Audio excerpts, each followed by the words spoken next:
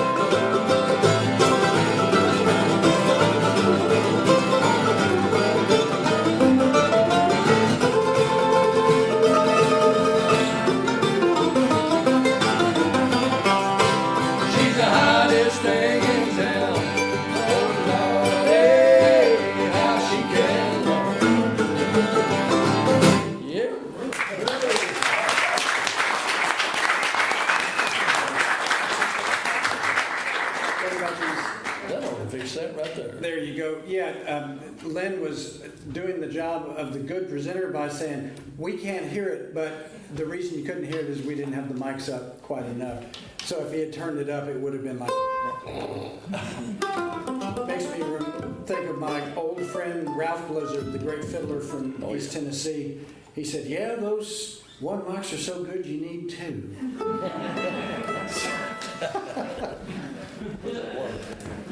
You got that water? Yeah. All right.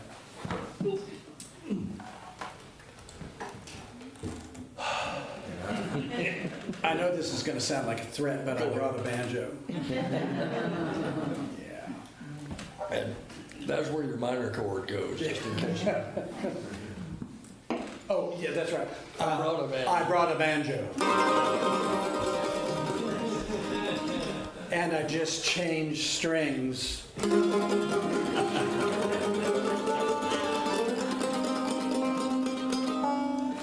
Can't wait. Well, glad y'all came out. Thanks for coming. Yeah. Thanks for giving us an excuse to stand still for a while instead of hurtling down the freeway That's right. all day long. Looking for yet another Love's fuel stop.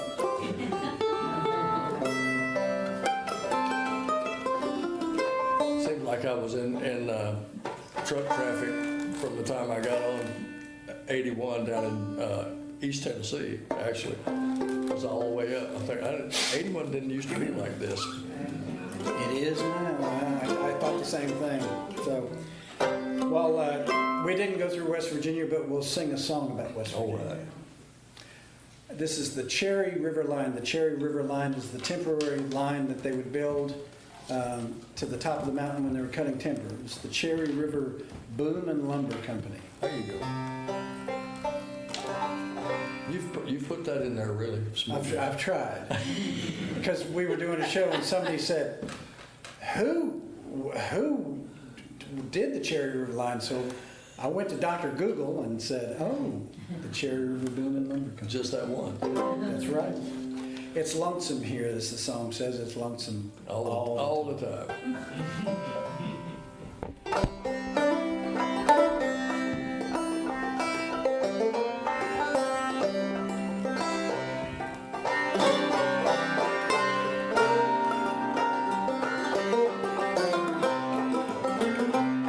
It's lonesome here.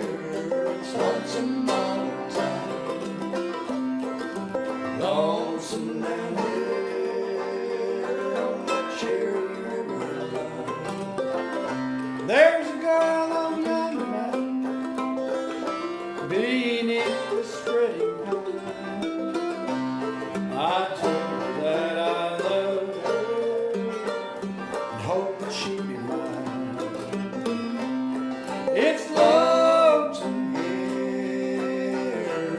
It's lonesome all the time. Lonesome down here on the Cherry River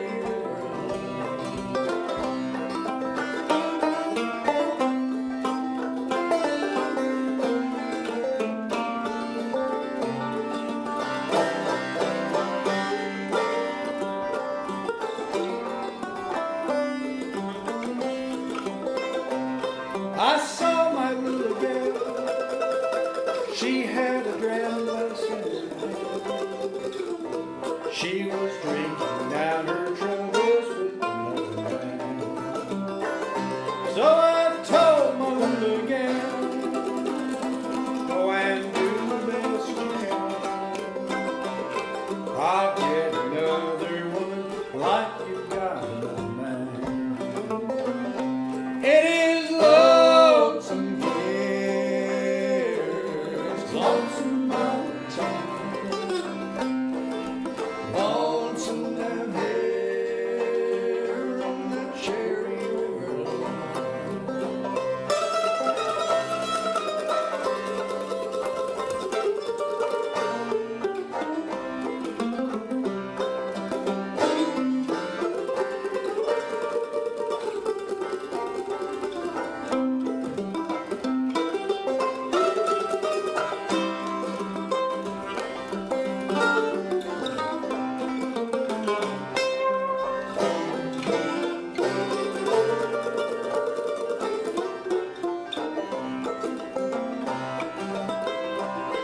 The train that she rides runs mighty slow.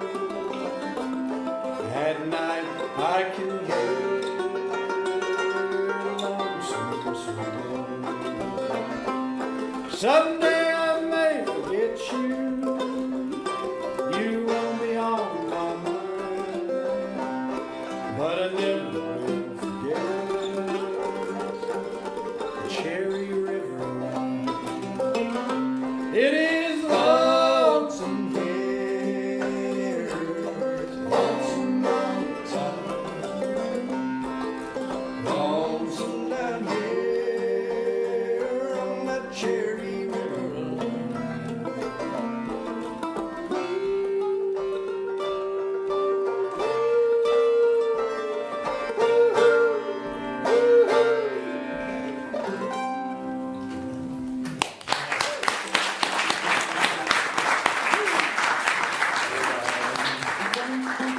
Thank y'all.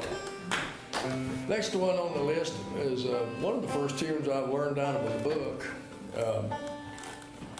I had to get my music reading back up to speed back years ago. I was working with Nashville Bluegrass Band, and we had a series of, I think it was Christmas music that we were going to be doing over the holidays. And we got into rehearsal, and we were running a bunch of Christmas carols, and the conductor had to keep stopping the rehearsal because the hillbillies didn't know when to come in. And because we weren't reading, we were just playing it by ear. And it was frankly embarrassing and quite humiliating. And I promised at that point that it was not going to happen to me again.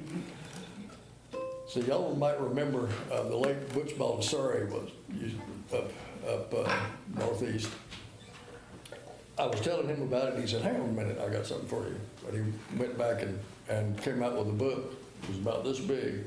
It's paperback, and on the front it says, I can read music," which I think it was written for little kids, because when you open it up and on the staff, the first line, the notes on it were about as big as a butter bean, and there were like 4 of them, and then the next one's the same way, and they got smaller and more numerous as you go towards the end of the book. So I went through all of that winter and sort of got my standard notation back up to speed, and started buying tune books. This is one, just looking, they go like a roller coaster. They just go up and down in there, and I was like, well, play that one a bit, and now don't like it, mark it off, check mark. And I found one I liked really well, and I learned it. The next one is it. Unbeknownst to me, the tune had been loved to death, and nobody wanted to play it anymore. And then we started putting together programs, and I think Mike was actually, there was a little bit of PTSD about it because he'd been turned down on this tune, Old Melinda. So he said, you wouldn't want to play that Old Melinda, would you? And I lit up like a Christmas tree because it was a tune from my childhood out in the Midwest. The greatest fiddler out there for this tune was a guy named Uncle Bob Walters. And he had a beautiful left hand, but his bow arm was unreal. And I never got to meet Mr. Walters. He died in the mid-'60s, but there are a couple of recordings of him. And one recording features his wife Goldie, who played a portable pump organ. Walters would get this pump organ and he'd put it on the back of a horse-drawn wagon, and they would go play dances. Just fiddle and pump organ. And there's a couple of cuts of Goldie, who I think was about 4 feet square. Just wailing away on that pump organ like this. And in the middle of the tune, you hear Goldie go, "Whee! Oh, whoopee!"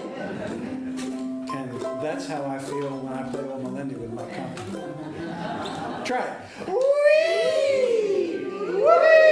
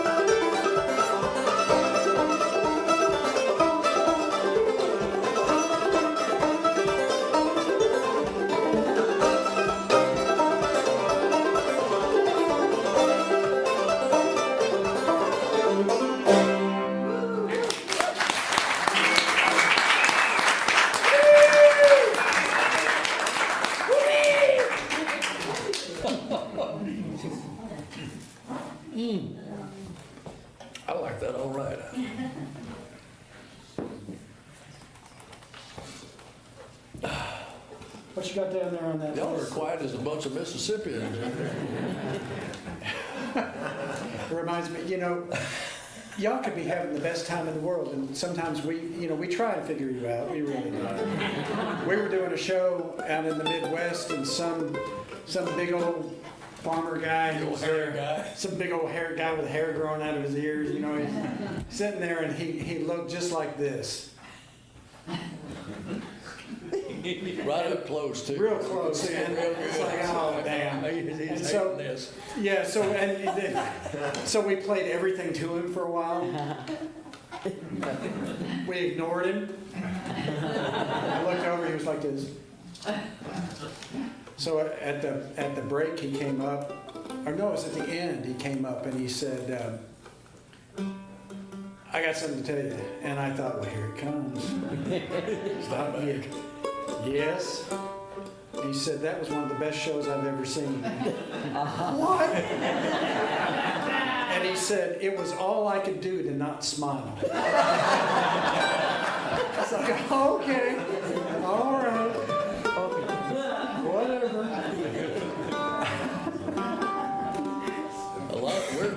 We're cautious folk from the South. All the church going that I did up until I was old enough to change my mind about getting up early and going was, they like to scare the hell out of people instead of coax them gently. And that's the way it was. We were taught to be as quiet and still as possible and be suspicious from everybody that was from on the other side of the county line. So it's a hard thing to wear off. We're working on it. Yeah. But how many John Hartford fans here? Look at there. All right. Well, this is not written by John. But it was written by Benny Martin, who was a friend of his. They talked to each other on the phone every day. This is an autobiographical song. Benny ordered a Silvertone guitar out of the catalog whenever he was a kid, and they brought it to him up in Sparta, Tennessee, where he was from. They brought it to him on horseback. So it was in a cardboard box. So that tells you how long ago that's been. It's called the Silvertone Blues. It goes something like this right here.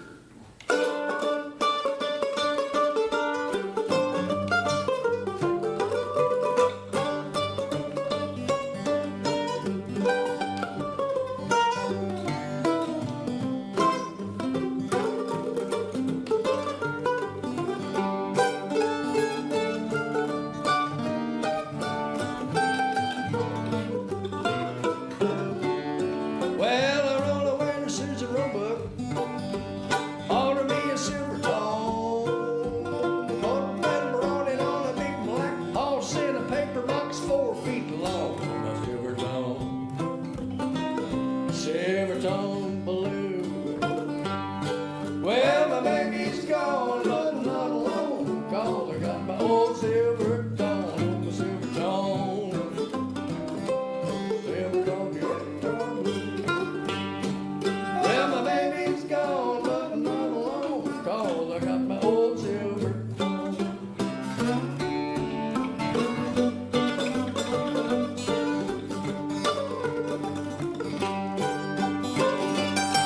Yeah.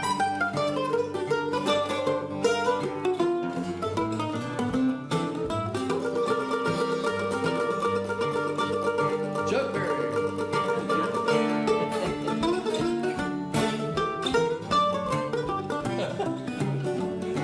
Well, I went downtown last Saturday, down in front of Hardsman's store. Made me $1 and a dime and a quarter, and I'm going back there for more on my silver tone. Silver tone blue. Well, my baby's gone, but I'm not alone, 'cause I got my old silver tone on my silver tone. Silver tone guitar blue. Well, my baby's gone, but I'm not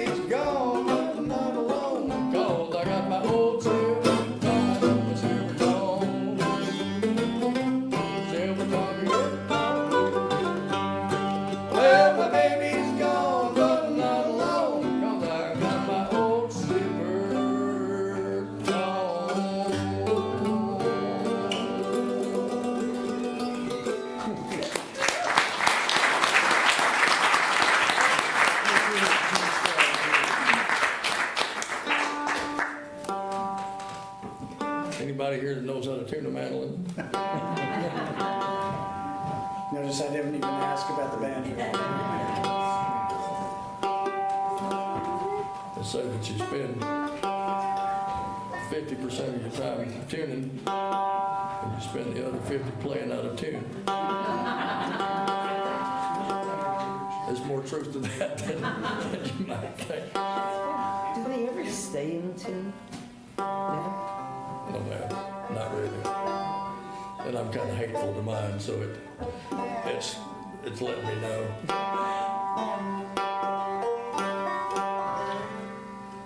Well, it's fun.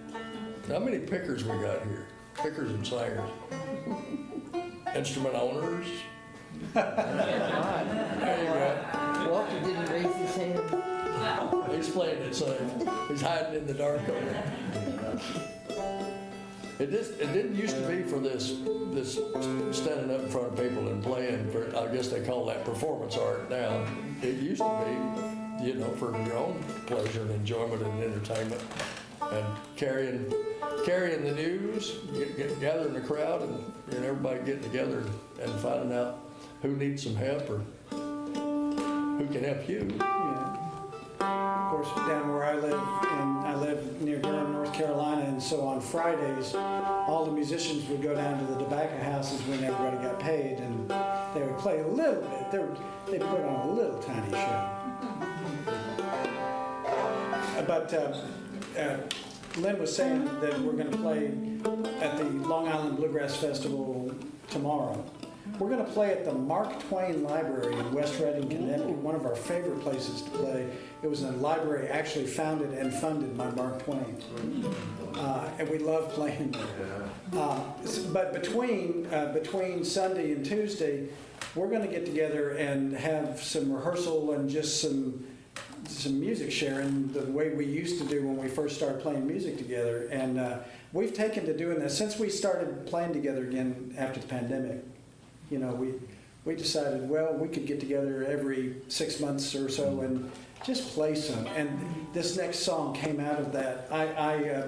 One of my favorite musicians and singers was Joe Thompson, one of the last African-American fiddlers down in Mebane, North Carolina.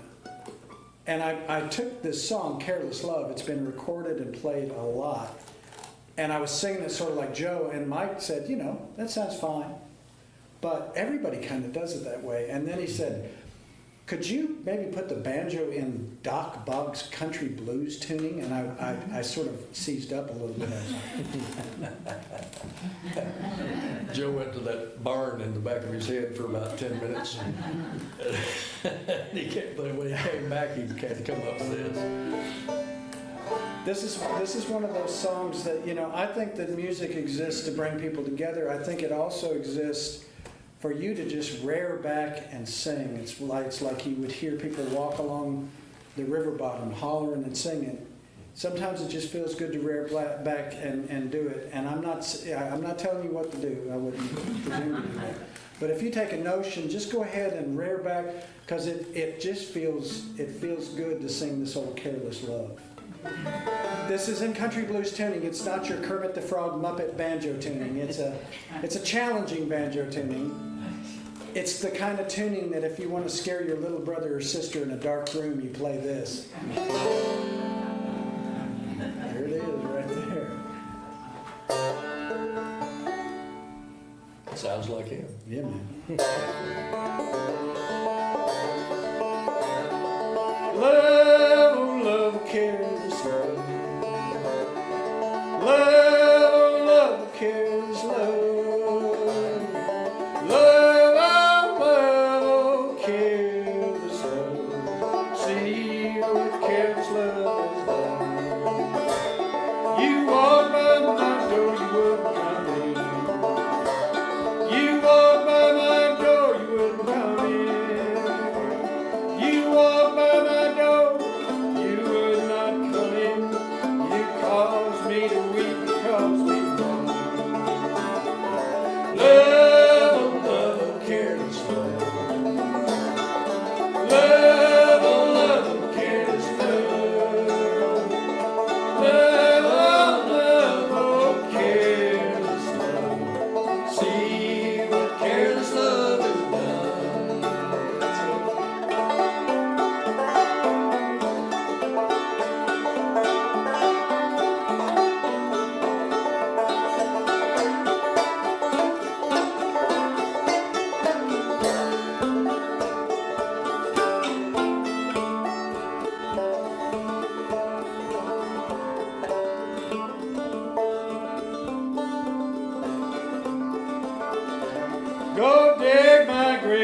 with a silver spoon.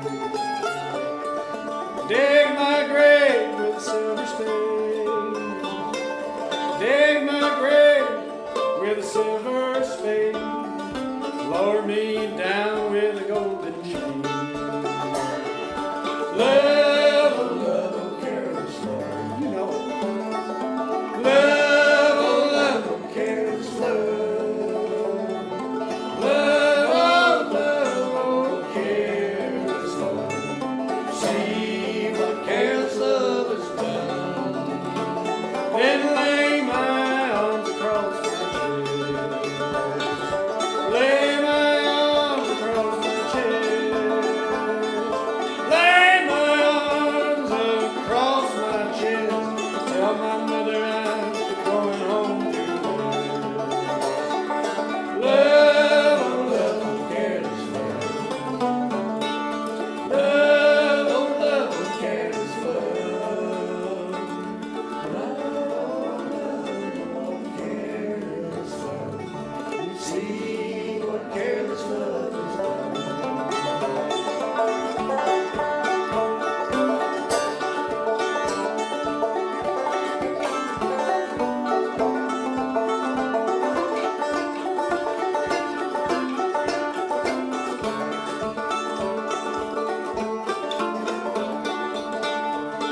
I'll ask of you one kind favor.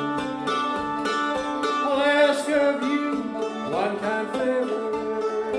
I'll ask of you one kind favor. Let my poor soul rest in peace. Love, oh love, oh careless love. Love, oh love, oh careless love.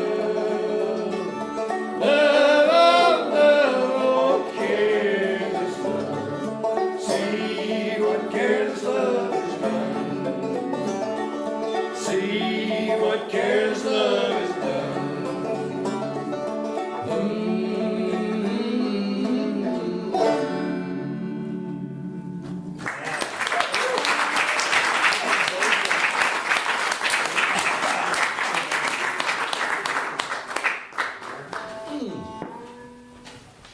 That sounds right.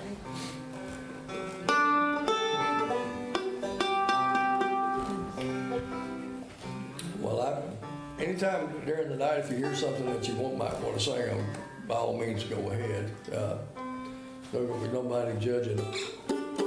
I know some of you probably went to school and or church and people say, you just stand in the back and sing to them. My grandma Weeks sang, she sounded like a siren when she opened her mouth.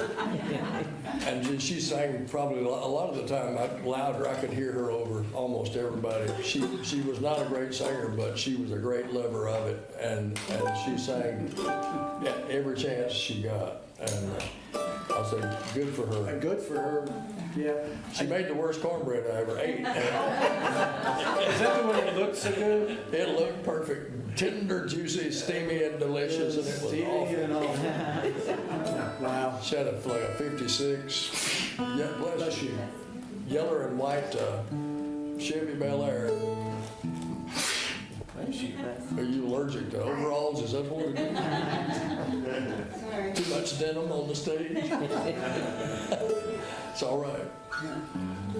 She had a nice old vintage Chevy that she'd slung all the hubcaps off of, going around the gravel roads in Mississippi, hauling fishing poles. And youngins. And youngins. She used to scare the hell out of us. You know, it's funny. I just got done teaching up at Ashoka for their Bluegrass week, and I can tell you, I can look out when we're saying, "Oh, y'all sing if you want to sing."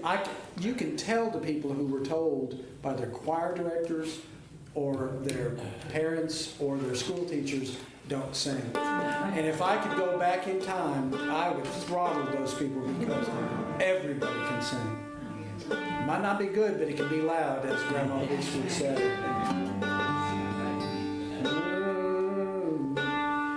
I'm looking down there, I'm just seeing Monroe Boogie, varies. Well, Varies. I know there's some mandolin players here. What key do you like, boys?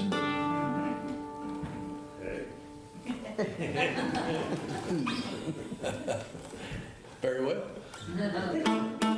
That's my favorite. Mr. Monroe wrote 4 of these boogies. C, A, D, and G. Now, the first one was Honky Tonk Swing. Second one was Bluegrass C. Bluegrass Special, which is what we're going to do. Bluegrass Stomp and Bluegrass Twist are part 1, whichever one record you bought. But he got paid for it 4 times. Genius! Song's got a little bit of a Chuck Berry kind of a sound in it, so a lot of people, the academics and the historians want to think, well, who came first? They both did. About the same time. Bluegrass Special.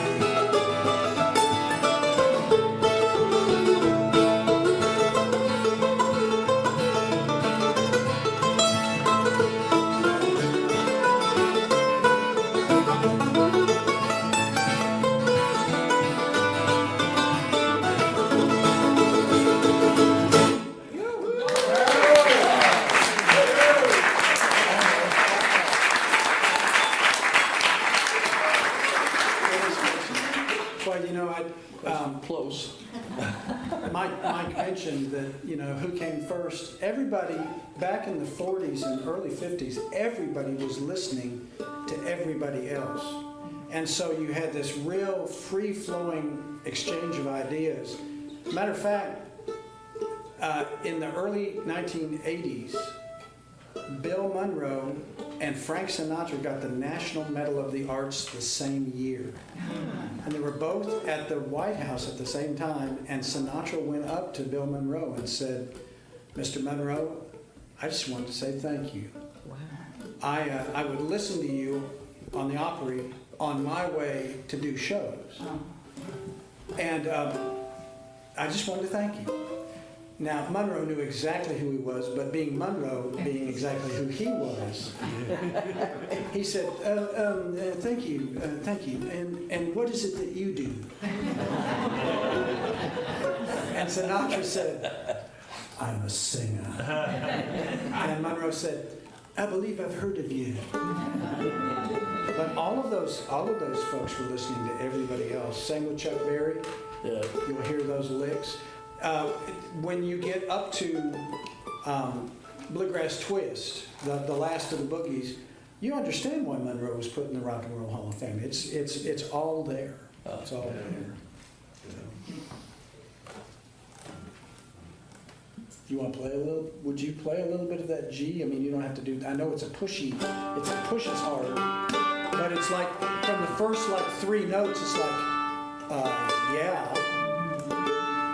Yeah. Just about a nickel's worth. Oh.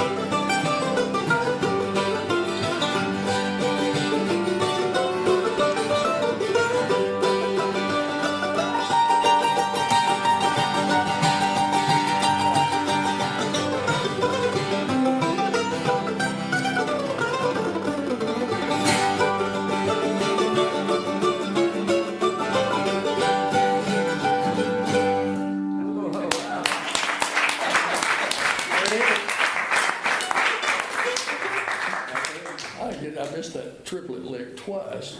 We missed it.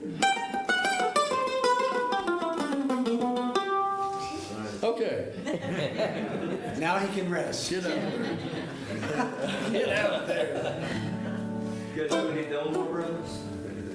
We were just talking about this afternoon. We did a camp last October, and we worked up some songs, but we haven't worked them back up. But the next couple of days, I think we're going to have a little Delmore Brothers session.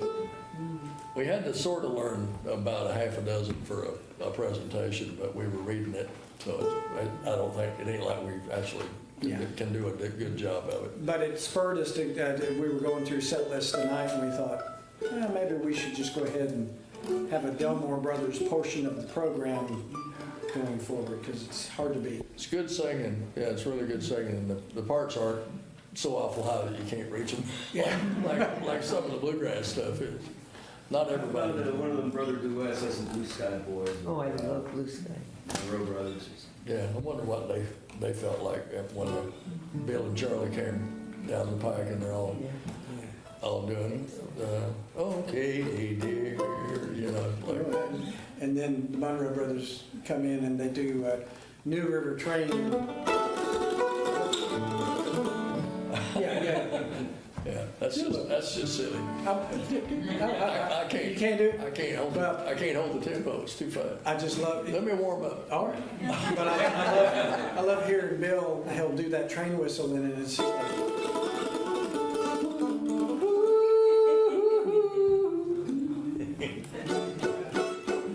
Why don't you?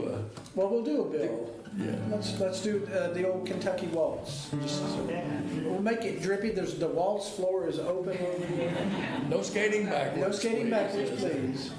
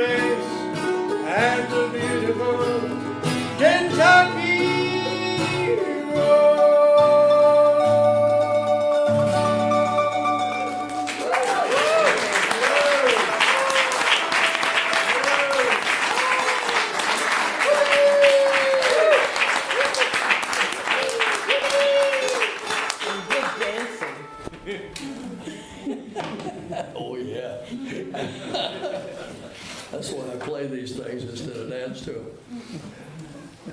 This is giving me something to hide behind. So he's playing. You can't ask him to dance. He's playing.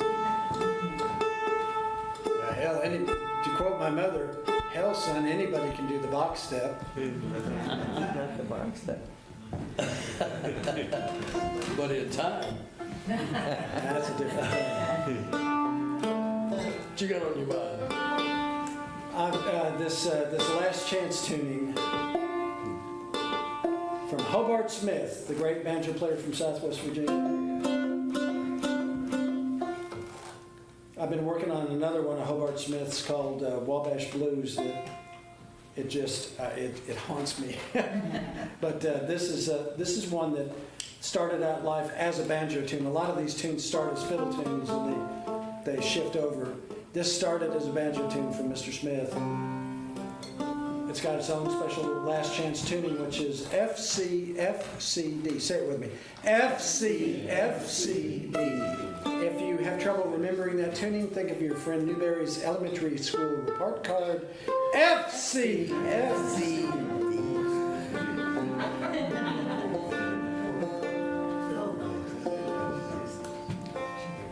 I found a couple of my elementary school report cards last year. It was on green cardboard. I don't know why I saved them, but on the back of both of them they said, "Does not use time to advantage, does not follow instructions." On both of them. I remember I would give those to my mom, and she would say the one thing that hurt was no guilt, no fussing or nothing. She'd just look at him and she'd go, "Son." But that was worse than all. She'd just go, "Son," and walk off. Mine have a trend to them, which is Joe tends to visit with his neighbor.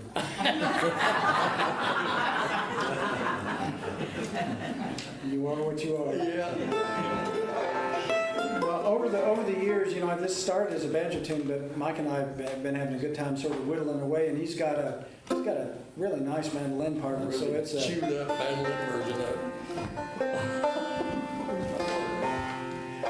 The thing about Mr. Smith that he played fast, but he played clean. All young banjo players, they want to play fast. It doesn't work out all the time, but Mr. Smith was fast and clean, and that's something that you can. His cuckoo was killer. Yes, it was. Can't play it till the 4th day of July, though. So.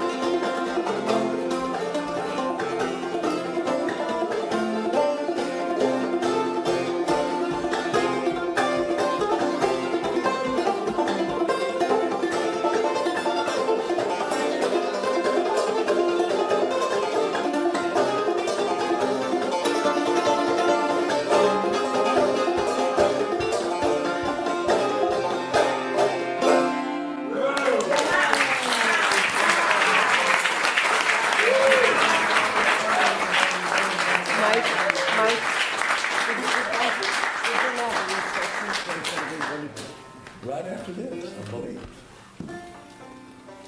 Are y'all needing refreshments? Yeah, they seem a bit parched. And they've got to go apply bandages because they've been applauding so loud. We'll do one more round of applause for the Lens for having us here in the Hudson Valley Bluegrass Association.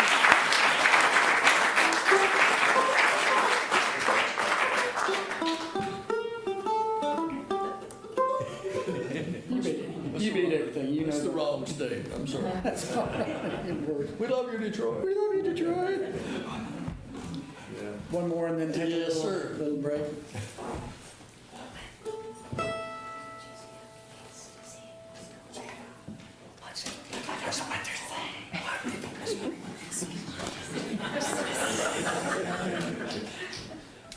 I think what they're saying is, did the guys bring some CDs? We did. So imagine the joy on a child's face. A holiday morning, that hard-by last day of Hanukkah. Labor Day presents are just around the corner. But if you don't choose a single thing, you just want to come and say, hey, we'd love to do that too. And happy holidays, as always, from Compton and Newberry.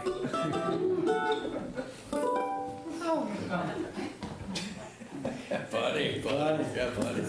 The other thing that's new on the table, and we're excited, this is the first time we brought this out. Mike and I are leading a bus tour of Ireland next year, May 30th to June 7th, and there are flyers on the table about it. We'll go and we'll be sort of musical guides to the Emerald Isle. We'll mix with Irish players. We'll play music. We'll play music in venues that range from small theaters to castles, and we'll stay in boutique hotels. Great food. A historian who's going to be there to tell you all the history. It's going to be a blast, and we've got information right over there. Tell our guests what they've won, Jim. Well, Johnny. But wait, there's more. I wish, I don't know the theme song to, what is that? I can't. Price is Right. The Price is Right, yeah, I forgot it. Come on down. So we'll do one more. There it is. That's the beat that the kids love. My stock in trade has been, like, I wrote a bunch for the Gibson Brothers of songs about my dead relatives in heaven. Yeah. As Hank Williams would say, bought me and the boys a lot of beans over the year. So a gal came up to me at the break and she said, can you not write a fun song? I had never tried, so this is my attempt at a fun song. I wrote, the darker the night, the better I see.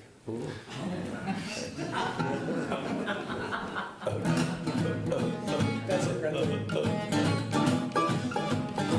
I've honky tonk most all my life. My day began the edge of the night. Stay up late, don't bother me. Because the darker the night, the better I see. You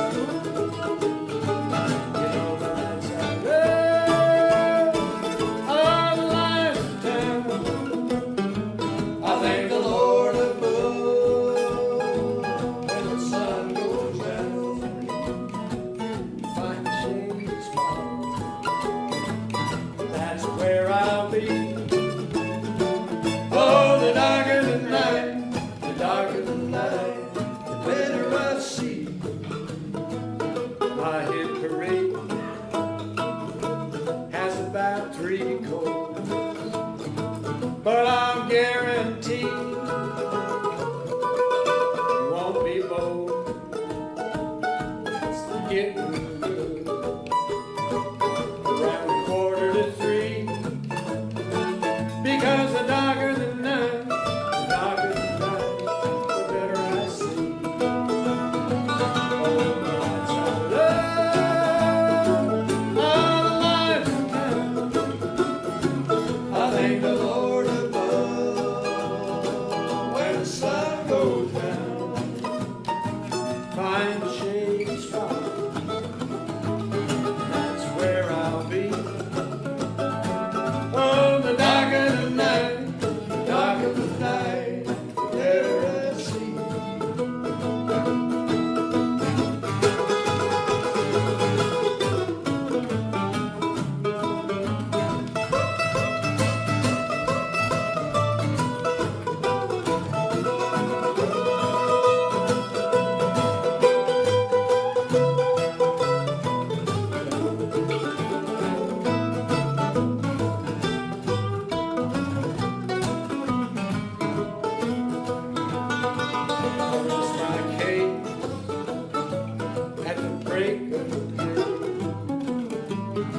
some call word.